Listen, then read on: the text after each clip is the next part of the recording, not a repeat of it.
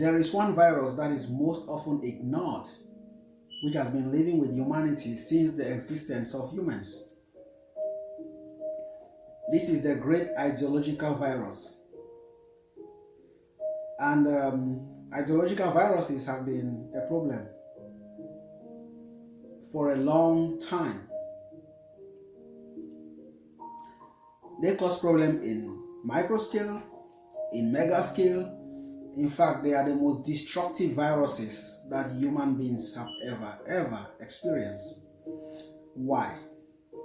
Because they attack your mind. They hijack your mind. They intoxicate your mind. Like, you know how your computer can be affected by a virus? That's how an ideological virus intoxicates your mind. It corrupts your mind to think in a particular way, to behave in a particular way, and to act in a particular way. Sometimes, even if these ways are not of any benefit to you, you will just harness it all because you think, oh, I have to do it like this because this is how we do it.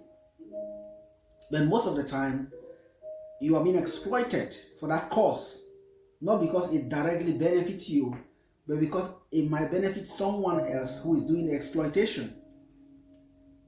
So we use terms like, oh, you're right, I'm wrong, you're better, I'm bad, your ways are good, my ways are bad, you are a good person, I'm a terrorist, and all those kind of mixed up. Yes. And we create a lot of pain in the life of humanity. We create a lot of tension in the life of people. And we drive generations into misery, all because of these ideological viruses. If you look at it critically, most of the wars in the world are born out of ideological viruses. And we will kill as if we have no conscience. But that is because we are driven by this pattern of thinking that does not think otherwise. I have to kill you because you're this, even if in reality we have no issues. Or you have to kill me because I'm this, or I look like this, or all those things. But the fundamental aspect of all this is a product of ideological viruses coupled with identity problems. Yeah, identity, because if you're of one maybe culture, race, religion, or anything, and I'm of a different one, we forget fundamentally that we are humans. And when it comes to fight each other, to destroy each other, we are so passionate about it. I'm gonna show him fire, pepper. And you do all these things, forgetting that there is a humbling experience that is coming your way. It's just right in front of you, which is your death.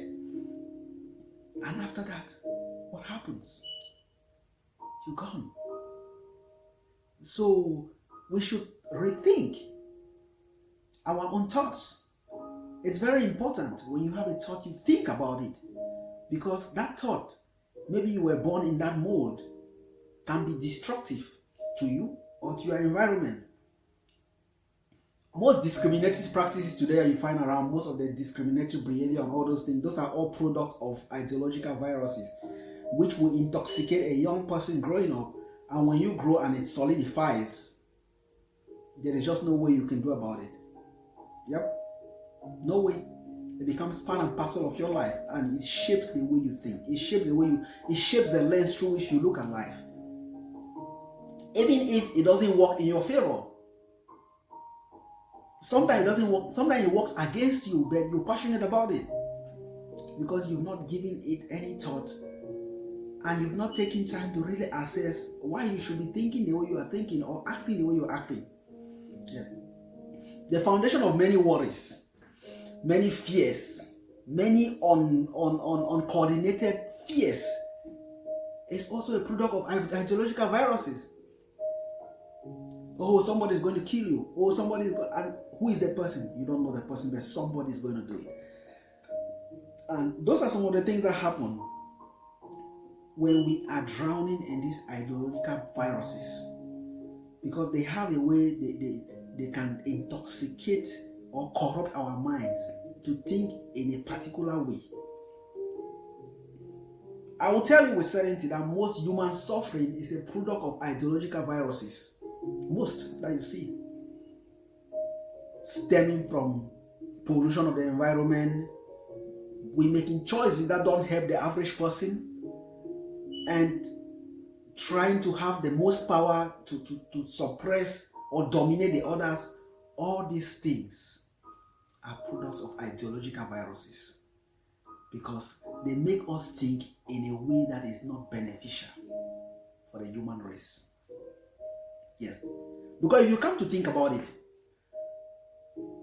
humans are the only species in the animal kingdom that cause the most pain to its own kind. Humans. But we say we are civilized. We are very civilized. We know everything. We are very intelligent. But how come we cannot manage ourselves better? We cause the most pain to each other. When you are in a lab making a bomb, a big one, maybe an atomic bomb, what is your thought process?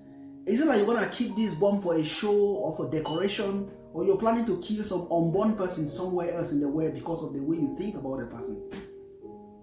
When you're making all these automatic, sophisticated rifles, what is your thought process?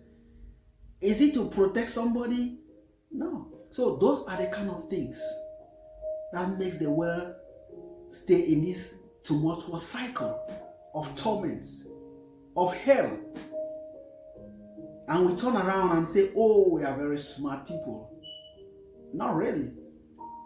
Because even ants crawling on the floor, dogs strolling around, have recognized that we are the most inconsistent animals in the animal kingdom. And all that is because of intoxication with ideological viruses. What do you think about it?